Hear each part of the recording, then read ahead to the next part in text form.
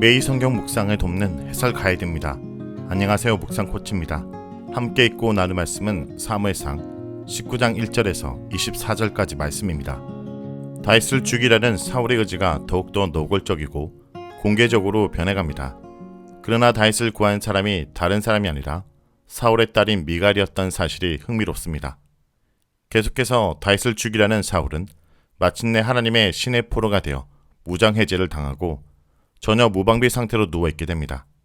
이를 통해 다윗을 보호할 뿐 아니라 사울로 하여금 참된 왕이 누군지를 알려줍니다. 1절에서 7절에 읽겠습니다. 사울이 그의 아들 요나단과 그의 모든 신하에게 다윗을 죽이라 말하였더니 사울의 아들 요나단이 다윗을 심히 좋아하므로 그가 다윗에게 말하여 이르되 내 아버지 사울이 너를 죽이기를 깨하시느니라. 그러므로 이제 청하노니 아침에 조심하여 은밀한 곳에 숨어 있으라. 내가 나가서 내가 있는 들에서 내 아버지 곁에 서서 내 일을 아버지와 말하다가 무엇을 보면 내게 알려주리라 하고 요나단이 그의 아버지 사울에게 다윗을 칭찬하여 이르되 원하건대 왕은 신하 다윗에게 범죄하지 마옵소서. 그는 왕께 득죄하지 아니하였고 그가 왕께 행한 일은 심히 선함이이다. 그가 자기 생명을 아끼지 아니하고 블레셋 사람을 죽였고 여호와께서는 온 이스라엘을 위하여 큰 구원을 이루셨으므로 왕이 이를 보고 기뻐하셨거늘 어찌 까닭없이 다윗을 죽여 무죄한 피를 흘려 범죄하려 하시나이까. 사울이 요나단의 말을 듣고 맹세하되 여호와께서 살아계심을 두고 맹세하거니와 그가 죽임을 당하지 아니하리라. 요나단이 다윗을 불러 그 모든 일을 그에게 알리고 요나단이 그를 사울에게로 인도하니 그가 사울 앞에서 전과 같이 있었더라. 다윗이 자신을 대신할 왕으로 하나님께 선택을 받았다는 사실을 알게 된 사울은 겉으로는 다윗을 자신의 사이로 삼겠다 말하며 대우해주는 것처럼 보였지만 속으로는 다윗을 은밀하게 죽이기 위해 매우 골몰합니다. 다윗이 블레셋 사람의 손에 죽기를 바라는 마음으로 미갈의 신부값으로 블레셋 사람의 포피 100개를 요구했지만 다윗은 아무런 상처 없이 요구한 것의 2배로 성취하여 미갈과 결혼하게 됩니다. 이로 인해 다윗의 입지는 점점 탄탄해지고 이스라엘 백성들 사이에서 그의 명성은 갈수록 높아지고 있었습니다. 은밀하게 다윗을 죽이는 것이 어렵다 판단한 사울은 이제 공개적으로 다윗을 죽이라고 요나단과 그의 신하들에게 말합니다. 여기서 그의 아들 요나단과 그의 신하들은 사울이 가장 신뢰한 인물들입니다. 그의 머릿속에는 오직 다윗에 대한 두려움과 그러므로 다윗을 죽여야만 한다는 생각밖에 없었습니다. 그는 다윗을 죽였을 때 자신의 딸 미갈이 받을 상처와 백성들로부터 받을 비난은 물론이고 하나님께 받을 벌에 대해서도 생각하지 않았습니다. 눈앞에서 다윗을 제거하고 왕권을 지켜야 된다는 생각뿐이었습니다. 이런 사울의 모습은 하나님의 영이 떠난 어리석은 인간의 모습을 잘 보여줍니다. 사울에게는 더 이상 하나님 보시기에 무엇이 옳은지를 판단할 지혜가 없을 뿐 아니라 아예 하나님을 염두에 두지 않게 된 것입니다. 이런 사울의 생각과는 달리 요나단은 여전히 다윗을 좋아합니다. 본문에서 요나단을 사울의 아들이라 표현한 것은 사울과는 달리 다윗을 기뻐한다는 사실을 강조하기 위한 것입니다. 여기서 요나단이 다윗을 기뻐한다고 표현한 것은 18장 22절에도 나오는 표현으로 거기서는 사울이 다윗을 기뻐하는 것처럼 말하고 속이는 상황에서 사용했지만 이 부분에서는 진심으로 요나단이 다윗을 기뻐한다고 표현하여 사울과 요나단의 대조를 보여주고 있습니다. 사울은 요나단이 자기의 아들이기 때문에 자신의 말을 들을 것이라고 믿고 다윗 제거 명령을 하였는데 요나단은 완전히 다른 생각을 품고 있었습니다. 요나단은 이 사실을 즉시 다윗에게 알려줍니다. 아버지가 다윗을 죽이려고 찾고 있으니 아침에 조심하고 잘 숨어 있으라고 간절히 부탁합니다. 3절에서 요나단은 자신이 다윗을 위해 어떻게 움직일지를 자세히 설명합니다. 여기서 나는 대명사와 나의 아버지라는 단어를 반복적으로 사용하여 자신은 자신의 아버지와는 달리 다윗을 위하고 있다는 사실을 강조합니다. 요나단은 아버지의 편에 있는 것처럼 아버지 옆에 서서 상황을 지켜보다가 일이 어떻게 돌아가는지 다윗에게 알려주겠다 말합니다. 그는 아버지와 다윗의 갈등 상황에서 아버지인 사울보다 다윗의 편에 서서 다윗을 도와주고 있었습니다. 요나단은 다윗에게는 조심하라 말한 뒤 사울에게 가서 다윗에 대해 좋게 말합니다. 다윗을 왕의 종이라 부르며 다윗이 죽여야 될 원수가 아니라 사울의 충성스러운 종이라는 사실을 상기시킵니다. 다윗이 왕에게 죄를 범한 일이 없고 오히려 왕에게 선한 일을 많이 했다는 것을 이야기합니다. 여기서 왕에게 죄를 범한 일이 없다는 사실은 다윗을 죽이는 일은 무죄한 피를 흘리는 것이고 오히려 왕이 죄를 범하는 일이 된다는 것을 말하기 위한 것입니다. 그리고 다윗이 행한 선한 일을 5절에서 구체적으로 말하는데 생명을 아끼지 않고 블레셋 사람들을 죽인 일, 즉 골리앗을 죽인 일을 언급하고 있습니다. 다윗의 최대 업적인 골리앗과 전투를 언급하면서 아무도 골리앗에게 대항하여 싸우지 못하고 두려워하고 있던 상황에서 다윗 혼자 목숨을 걸고 싸우러 나가 골리앗을 죽임으로써 여호와께서 이스라엘을 구원하시는 지를 보게 되었다라고 상기시킵니다. 요나단은 여기서 두 가지를 강조하는데 다윗이 생명을 아끼지 않고 싸웠다는 것과 여호와께서 이스라엘을 구원하셨다는 것입니다. 이것은 다윗이 목숨을 걸고 나서지 않았다면 여호와의 구원도 볼 수 없다라고 말하는 것입니다. 그때 왕도 이것을 기뻐했다라고 지적합니다. 이런 다윗의 행동은 사울과 온 이스라엘을 구원한 행위이며 하나님께서 이스라엘을 보호하신다는 사실을 알려준 것이기 때문입니다. 그러면서 결정적으로 요나단은 다윗을 죽이는 것은 무자한 피를 흘리는 살인죄인데 왜 이러한 일을 행하는지 수사학적으로 묻습니다. 무고한 사람을 죽이는 살인죄를 저질러서는 안 된다는 요나단의 간곡함을 표현한 것입니다. 여기서 요나단의 입장이 가장 어렵습니다. 요나단은 사울의 아들로 정상적인 상황에서는 사울이 죽으면 다음 왕위를 이을 왕자입니다. 그렇기 때문에 다음 왕으로 선택된 것으로 보이는 다윗을 좋게 볼 수 없고 사울처럼 요나단도 다윗을 죽이고 자신이 왕위에 오르고 싶은 마음이 있을 수 있습니다. 그것이 인간적으로 당연한 마음입니다. 사울이 다윗을 죽이려는 마음은 인간적 면에서 보자면 당연한 행동일 수 있습니다. 여기서 요나단이 모른 척 눈 감으면 자신의 손에 피를 묻히지 않으면서 다윗을 제거하고 자신이 다음 왕으로 등극할 수도 있습니다. 하지만 요나단은 인간적 길을 선택하지 않습니다. 사무엘상 14장의 전투에서 보듯이 요나단은 다윗과 같이 여호와를 온전히 믿는 신앙을 가진 신실한 인물이었습니다. 그렇기 때문에 인간적 권력이나 욕망의 눈으로 다윗을 바라본 것이 아니라 하나님의 관점에서 옳고 그름을 판단한 것입니다. 그는 다윗이 무죄다는 것과 죄 없는 다윗을 죽이는 것은 하나님께 죄를 범하는 것을 사울에게 강조합니다. 그에게는 누가 왕이 되느냐 하는 것보다 하나님 앞에서 죄를 범하지 않고 신실하게 사는 것이 더 중요했습니다. 그는 아버지 사울이 하나님 앞에서 범죄하는 것을 막음으로써 하나님께 벌을 받지 않으려고 한 것입니다. 그는 인간적 눈으로 다윗을 바라본 것이 아니라 하나님의 마음으로 다윗을 바라봤습니다. 그가 다윗을 사랑한 것은 하나님과 동행하며 하나님의 마음을 알 수 있었기 때문입니다. 그래서 비록 자신이 올라가야 될 왕자의 자리에 다윗이 올라가겠지만 그럼에도 그는 다윗을 사랑할 수 있었고 그를 위해 일할 수 있었습니다. 이스라엘 왕을 선택하신 분도 오직 여호와이심을 믿었기 때문입니다. 요나단은 철저히 하나님의 주권을 인정한 것입니다. 이런 요나단의 논리적 간절한 요청에 사울은 자신의 잘못을 깨닫습니다. 그는 다윗을 죽이지 않겠다고 여호와의 살아계심을 두고 맹세합니다. 사울의 이 맹세는 이 시점에서는 다윗을 죽이지 않겠다는 말이 진심이라는 것을 표현하는 것입니다. 14장의 금식 맹세와 금식을 어긴 자에 대한 처벌의 맹세에서 사울은 맹세를 통해 자신의 진정성을 보이고 1차적으로 그 맹세를 지키려고 애썼기 때문입니다. 그러나 결과적으로 사울이 두 번 다 맹세를 지키지 않았는데 14장의 맹세는 백성들이 말렸기 때문이고 19장의 맹세는 그가 악신에 사로잡혀 의지가 약해졌기 때문입니다. 어쨌든 사울이 공개적으로 다윗을 죽이려고 한 첫 번째 계획은 아들 요나단의 간곡한 만류로 실천되지 못했습니다. 그는 하나님 앞에서 다윗을 죽이는 죄를 범하지 않게 되었습니다. 아버지를 설득하는 것에 성공한 요나단은 이 사실을 다윗에게 알립니다. 여기서 모든 일이라는 표현을 사용하여 다윗과 요나단 사이는 숨길 것이 없다는 것을 강조합니다.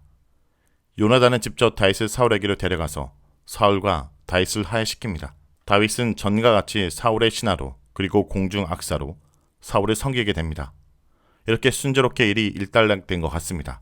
하지만 18장 29절에서 사울은 다윗을 평생 원수로 여겼다는 표현에서 사울과 다윗의 아이는 일시적이라는 것을 암시하고 있습니다. 8절에서 17절에 있겠습니다. 전쟁이 다시 있으므로 다윗이 나가서 블레셋 사람들과 싸워 그들을 크게 쳐 죽이매 그들이 그 앞에서 도망하니라.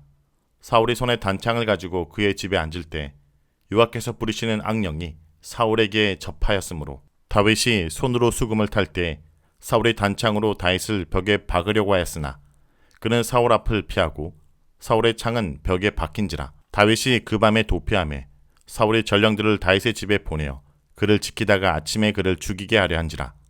다윗의 아내 미갈이 다윗에게 말하 이르되 당신이 이 밤에 당신의 생명을 구하지 아니하면 내일에는 죽임을 당하리라 하고 미갈이 다윗을 창에서 달아내리매 그가 피하여 도망하니라.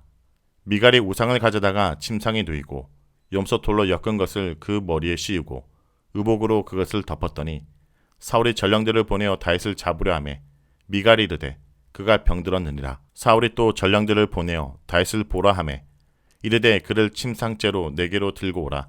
내가 그를 죽이리라. 전령들이 들어가 본즉 침상에는 우상이 있고 염소털로 엮은 것이 그 머리에 있었더라.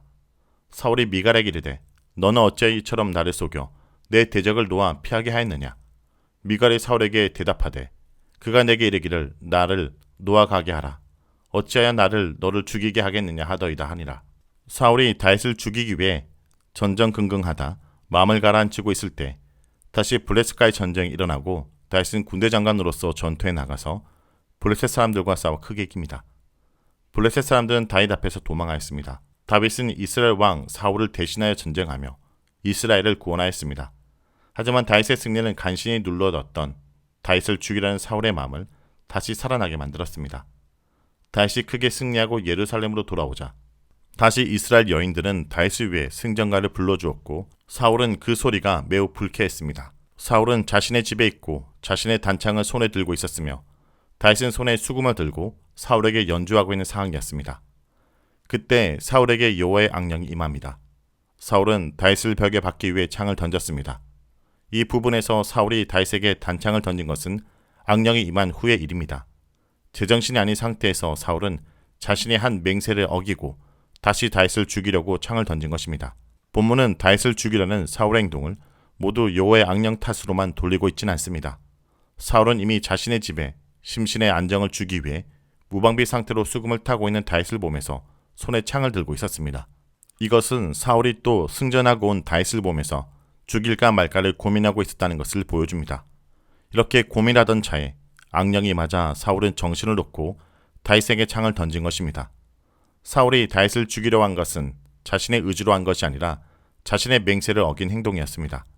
그러나 제정신이 아닌 사울이 창을 던졌지만 다윗을 맞추지 못하였고 다윗은 그 앞에서 도망칠 수 있었습니다. 사울은 도망한 다윗을 잡기 위해 전령들을 다윗의 집으로 보냅니다. 실제로는 다윗을 죽일 병사들을 보낸 것입니다. 11절을 보면 사울이 다윗을 잡기 위해 혈안이 된 모습을 보면 지극히 정상적입니다. 이는 다윗을 죽이라는 것이 단순히 악령 때문만은 아니라는 것을 보여줍니다. 사울은 전령들로 하여금 다윗의 집을 포위하고 밤새 지키다가 아침에 다윗이 집 밖으로 나오는 순간 죽이도록 하였습니다. 그런데 그 사실을 알게 된 미갈은 다윗에게 이런 위험한 상황을 전하며 창으로 도망가게 합니다. 다윗은 그 길로 멀리 도망갑니다. 집에 남은 미갈은 다윗이 도망갈 시간을 벌어주기 위해 우상 드라빔을 침상에 누이고 염소털로 머리카락을 만들고 옷을 입혀 다윗이 자고 있는 것처럼 꾸밉니다. 미갈은 사울이 보낸 전령들에게 다윗이 병들었다라고 핑계를 댑니다. 하지만 사울은 그것이 참인지 확인해 보라고 다시 전령을 보내고 만일 병든 것이 사실이라면 자신이 죽일 것이니 침상째에 데려오라고 명령합니다. 명령을 받은 전령들이 집에 들어가 확인하니 누워있는 것은 다윗이 아니라 미갈이 꿈에 넣은 우상이라는 것을 알게 됩니다. 이렇게 미갈은 기지를 발휘하여 다윗이 자기 아버지의 손에 도망할 수 있도록 도왔습니다. 이런 미갈을 보고 사울은 화를 내며 어떻게 자신을 속여 자신의 원수를 도망가게 하였냐 야단을 칩니다. 본문은 미갈에 대해 사울의 딸이라는 표현을 전혀 사용하지 않고 있습니다. 오히려 11절에서 미갈을 다윗의 아내라고 부르고 있습니다. 이런 표현들을 통해서 미갈은 사울의 딸이 아닌 오직 다윗의 아내로서 행동했다는 것을 알려줍니다. 하지만 사울은 미갈이 자신의 딸로서 행동하지 않았다고 화를 내는데 이는 다윗이 자신의 딸 미갈의 남편이라는 사실을 전혀 염두에 두고 있지 않기 때문입니다. 이렇게 화를 내는 사울에게 미갈은 다윗이 죽이겠다 협박해서 어쩔 수 없었다고 변명합니다. 비록 자신의 의지대로 도망가게 하였지만 아버지에게 대항할 힘이 없는 미갈은 거짓말을 함으로써 위기를 모면할 수밖에 없었습니다. 다음은 18절에서 24절입니다. 다윗이 도피하여 라마로 가서 사울에게로 나아가서 사울이 자기에게 행한 일을 다 전하였고 다윗과 사물이 나요스로 가서 살았더라. 어떤 사람이 사울에게 전하여 이르되 다윗이 라마 나요스에 있었더이다 하매 사울이 다윗을 잡으러 전령들을 보내었더니 그들이 선지자 무리가 예언하는 것과 사물이 그들의 수령으로 선 것을 볼 때 하나님의 영이 사울의 전령들에게 임하매 그들도 예언을 한지라. 어떤 사람이 그것을 사울에게 알림해 사울이 다른 전령들을 보내었더니 그들도 예언을 했으므로 사울이 세 번째 다시 전령들을 보내었더니 그들도 예언을 한지라. 이에 사울도 라마로 가서 세구에 있는 큰 우물에 도착하여 물어 이르되 사무엘과 다윗이 어디 있느냐. 어떤 사람이 이르되 라마 나요스에 있나이다. 사울이 라마 나요스로 가니라. 하나님의 영이 그에게 임하시니 그가 라마 나요스에 이르기까지 걸어가며 예언을 하였으며 또 그가 그의 옷을 벗고 사무엘 앞에서 예언을 하며 하루 밤낮을 벗은 몸으로 누웠더라. 그러므로 속담에 이르기를 사울도 선지자 중에 있느냐 하니라. 사울에게 도망간 다윗은 라마에 있는 사무엘에게 갑니다.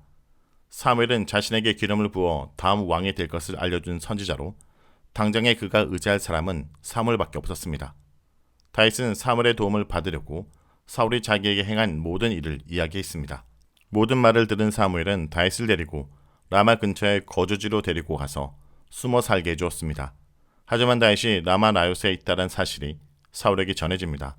사울은 나중에라도 다윗이 어디로 갔는지에 대한 정보는 늘 들을 수 있었는데 이것은 사울이 다윗을 찾기 위해 백방으로 사람들을 풀었다는 것을 의미합니다. 다윗이 있는 곳을 알아내자 사울은 바로 다윗을 잡기 위해 전령들을 보냅니다. 그런데 전령들이 다윗을 잡으러 라마 나요스에 갔을 때 놀라운 일이 벌어집니다. 전령들이 예언하는 선지자 무리와 그들을 지도하는 사무엘을 보았을 때 그들에게도 하나님의 영이 임하였고 그들은 자신에 대한 조절 능력을 상실한 채 황홀경 또는 강란의 상태에 빠지게 됩니다. 일반적으로 성경에 말하는 예언은 의식이 분명하고 자신에 대한 조절 능력을 가지고 있는 상태에서 하나님의 말씀을 듣고 예언한 것을 말합니다. 그러므로 전령들의 상태는 일반적인 예언의 상태가 아닌 비정상적인 황홀경에 빠져 있는 상태입니다. 이전의 10장에서도 사울도 하나님의 영이 임했을 때 이런 상태에 빠진 적이 있습니다. 전령들은 황홀경에 빠져 더 이상 사울의 명령을 수행할 수 없게 되었습니다. 하나님께서는 생각지도 못한 방법으로 다윗을 보호해 준 것입니다. 이런 소식이 또다시 사울에게 전해집니다. 그러자 사울은 또다시 전령을 보내지만 그들도 이전 전령들과 마찬가지로 사울의 근처만 가면 하나님의 영을 받고 황홀경에 빠지게 됩니다. 그리고 이런 일이 3번이나 반복됩니다. 즉 사울이 보내는 사람을 사무엘이 모두 무력화한 것입니다. 사울은 왕이 되기 전에 자신도 이렇게 하나님의 영에 사로잡혀 황홀경에 예언하던 경험이 있었기 때문에 지금 일어나고 있는 일이 하나님께서 역사하셔서 다윗을 보호하고 계시다는 것을 알 수 있었습니다. 그런데도 하나님께서 보내신 경고를 받아들이지 않고 자신이 직접 다윗을 잡기 위해 나섭니다. 사울은 라마에 있는 큰 우물에 도착하였는데 아마 이곳은 사울이 사무엘을 만나기 위해 라마로 왔을 때 3명의 젊은 여자들이 사무엘이 어디 있는지 알려주었던 곳으로 여겨집니다. 다시 이곳에 왔고 여기서 다시 사무엘이 어디 있는지를 묻습니다. 동일한 장소에서 동일한 행동을 하는 사울의 모습을 통해 사울이 많이 변했다는 사실을 깨닫게 해줍니다. 사울은 결국 라마 나요스로 가게 되었는데 전령들과 다르게 라마 나요스로 가는 길에 하나님의 영이 임하였고 거기서부터 황홀경에 빠져 라마 나요스에 가게 됩니다. 24절에서 사울이 황홀경에 빠진 모습이 거의 실성한 사람처럼 보인다라고 설명합니다. 벌거벗었다라는 것은 그가 수치심도 느끼지 못한 만큼 이성을 상실한 상태라는 것입니다. 10장에서 하나님의 영을 받았을 때는 비록 같은 황홀경에 있더라도 하나님의 힘을 느끼고 새로운 마음을 얻고 하나님의 선택을 받은 왕으로서 희망을 가진 상태였지만 지금은 실성한 사람처럼 추해 보입니다. 이런 사울의 모습은 하나님께 버림받고 하나님 말씀에 끊임없이 불순종하며 이성을 잃은 자신의 욕망만을 추구하는 현재 사울의 모습을 잘 보여줍니다. 이렇게 하나님의 영에 사로잡혀 실성한 모습으로 하루를 지내는 동안 다윗은 다시 라마에서 도망갑니다. 하나님께서 사울을 하나님의 영으로 사로잡아 다윗이 도망갈 시간을 벌어주신 것입니다. 자, 여기까지가 사무엘상 19장 1절에서 24절까지 말씀입니다. 오늘 말씀을 통해 우리는 무엇을 묵상하고 적용해야 할까요? 죄는 처음에는 부끄러움을 느끼게 하지만 나중에는 마비가 되어 수치를 잊게 합니다. 오늘 본문의 사울의 모습은 한 사람을 향한 미움이 다른 사람을 파괴시키는 강기로 이어질 수 있다는 것을 보여줍니다. 질투심은 시간이 흐르면서 증오심으로 변할 수 있습니다. 이 증오심을 방치하면 그것에 지배받게 됩니다. 사람을 향한 미움이 극에 달하면 나중에 부끄러움을 느끼지 못하는 지경에 이를 수 있습니다. 성도 여러분, 형제를 미워하는 자마다 살인자라고 말하신 예수님의 말씀을 잊지 않는 하루가 되길 간절히 기도드립니다.